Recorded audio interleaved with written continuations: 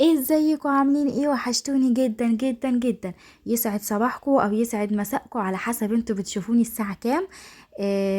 حطوا اللايك يا جماعة، اول حاجة كده حطوا اللايك، مش تخسروا اي حاجة لو حطيتوا اللايك. واشتركوا في القناة، اللي اول مرة يشوفني يشترك في القناة ويفعل زر الجرس ويضغط على كلمة الكل عشان كل ما انزل فيديو يوصل لكم. وبشكر جدا كل الناس اللي دخلت لي جديد، بشكرهم جدا، نورتوني وشرفتوني. وان شاء الله كده انتوا اللي هتكبروا القناة وهتكبر بيكم بإذن الله. شيروا يا جماعة الفيديوهات، اي فيديو خدوا كده جولة في القناة عندي، الفيديو اللي يعجبكم شيروه كده لاصحابكم لمعارفكم لقرايبكم. شيروا كده الفيديوهات على قد ما تقدروا، وحطوا اللايك يا جماعة واشتركوا في القناة.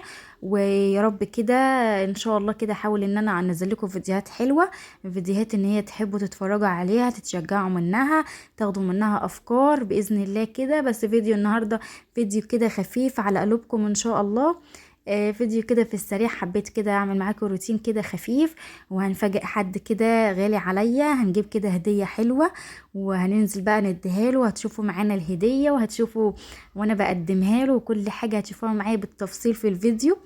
انا يا جماعة بحب جدا الهدايا، انا عامة انا بحب، انا بفرح لما حد بيجيب لي هدية، فعشان كده انا بحب افرح الناس ان انا اجيب حد مثلا هدية عيد ميلاده اي مناسبة. انا بحب الهدايا. تهادوا تحبوا يا جماعة، تهادوا تحبوا. هادي الناس، هادي اصحابك، هادي قرايبك، باي حاجة، مش تحت شرط حاجة تكون كبيرة والله. الحاجة البسيطة بتفرق، يعني حتى لو حاجة قليلة، يعني حاجة بسيطة جدا هتفرح وهتبسط وبتغير كده في المود، وبتعمل محبة بينا يعني بتعمل حاجات كتير يا جماعة. تهادوا تحبوا بمعنى أصح، يعني مقولة مش كذب والله. الهدايا بتفرق كتير، يعني الهدايا بتفرق كتير. هنا لميت الغسيل زي ما انتوا شايفينه، كان عندي غسيل كتير جدا في البلكونة، لميته، كنت غاسلة كده دواسات وحاجات الفرش بتاع المطبخ، برضو لميته كله نشف معانا. هنا بقى دخلت على المطبخ زي ما انتوا شايفين كده، كنت بقى خلع البوتاجاز، العيون تحت البوتاجاز كلها، وكنت غسلاها غسلة معتبرة. شايفين خليت البوتاجاز زي الفل. وهنا بقى قلت خلاص نشف بقى اركبه، وفضيت برضو الحوض من المواعين. كله ده عملته قبل ما انزل اشتري الهدية، يعني كل الحاجات دي عملتها قبل ما انزل اشتري الهدية، بحيث ان انا لما انزل ما يكونش ورايا حاجة، وتبقى الدنيا كده نظيفة ومتروقة ومتظبطة. البوتاجاز خليته زي الفل، والمطبخ انا بحب يعني ببقى مبسوطة لما بنزل من البيت او بخرج، ببقى بحب ان انا سايبة الدنيا كده مترتبة، مفيش حاجة ورايا، ما ضمنتش بقى ظروف هتأخر، تحصل ظروف، فلازم ابقى سايبة كده الدنيا نظيفة وزي الفل ومترتبة. ركبت اهوت البوتاجاز زي ما انتوا شايفين. وهنا بقى هوريكم الالمونيا انا بعمل فيها ايه يا جماعه. انا ما بهزرش في الالمونيا، انا ما بهزرش يا جماعه. لازم ارجعها زي ما هي، يعني لازم ارجعها زي ما كنت مطلعاها، بخليها كده قشطه فله.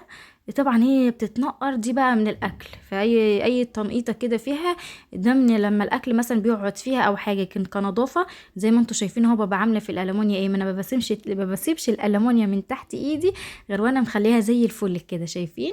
وهنا بقى حطيت بقى، هنا بقى علقت كده، حطيت في الكنكه ميه، وعلقت بقى كده اعمل كده كوبايتين شاي نفطر بيهم الصبح.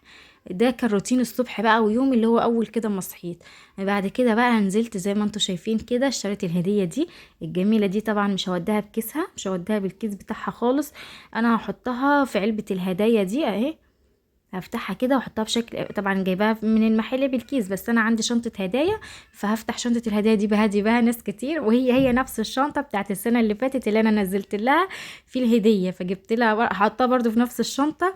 مع ان يا جماعه المره دي انا نسيت الشنطه عندها، بس هجيبها والله، فكرتوني يعني، افتكرت وانا بمنتج الفيديو ان الشنطه انا نسيتها عندها تحت، فانا هنزل لها الهديه. وبكره بقى انا كده منتجت الفيديو، بكره بقى هنزل اقول لها هاتي الشنطه، انا افتكرت بقى ان انا نسيت الشنطه. انا باخدها معايا يا جماعه، ما بسيبش الشنطه بتاعتي نهائي، بهدي بيها بس برجع اجيبها معايا تاني، لانها عجباني شكلها حلو، حجمها كبير، بتاخد حاجات كتير معاها. هنا بقى انا نازله اهو، مين اللي هجيب لها الهديه يا جماعه؟ هديه سلفتي عيد ميلادها، وبقول لها كل سنه وانت طيبه، وعقبال مليون سنه يا رب في خير وسعاده وهنا، وربنا يخلي لك اولادك كده وتفرحي بيهم يا رب. وشايفين الدريس، شايفين دريس قمر يا جماعه، والله الصوره ظلمه جدا، يعني الصوره ظلمه الدريس والله حرفيا.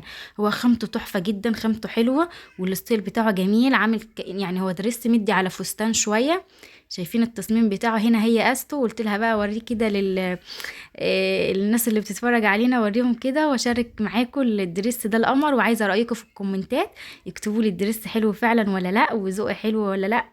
بس انا جبت لها الدريس، حبيت ان انا اغير الدريس والطرحه، يعني جبت الدريس والطرحه. وهنا برضو كنت شاريه حاجات تاني لما نزلت اشتريت الدريس. المفارش دي زي ما انتم شايفين كده، دي مفارش سرير طبعا عشان الشتاء والجو برد، السراير لازم يكون عليها يعني فوق الملايات لازم دي بتدفي شويه، عشان الملايات بتبقى ساقعه جدا في الشتاء، فما ينفعش ننام على الملايه على طول، بتبقى ساقعه بصراحه. فحلوه المفارش دي بتتحط بقى. وفي يعني دلوقتي في طبعا قماش بيدي على لون المفارش دي، انت ممكن بقى تعمليه طقم، تروحي تعملي له مخدات وخداديات وتحطيه بقى، يبقى نظام طقم انت عملتيه على بعضه، يعني بتروحي عند بتاع القماش وبتختاره. فهنا يا جماعه انا بس حبيت في الفيديو دوت ان انا اطلع اعرفكم ان تهادوا تحبوا يا جماعه، هادوا بعض وحبوا بعض. طبعا احنا سلايف بنزعل بنختلف، بس عادي خالص، الاخوات نفسهم بيزعلوا وبيختلفوا، مش هتزعل السلايف، فانت عادي زي اي زعل، عادي بنختلف مع بعض بنزعل، بس بصراحه ملناش غير بعض وبنرجع لبعض، وربنا يا رب يدومنا في حياه بعض وما يحرمناش من بعض ابدا. وتهادوا تحبوا يا جماعه، هادوا بعض، حبوا بعض، فرحوا بعض باقل حاجه والله بتفرح وبتبسط. وبقول لها لتاني مرة كل سنة وانت طيبة وعقبال مليون سنة يا رب. وحطوا اللايك يا جماعة واشتركوا في القناة وفعلوا زر الجرس واضغطوا على كلمة الكل، ويلا بقى سلام.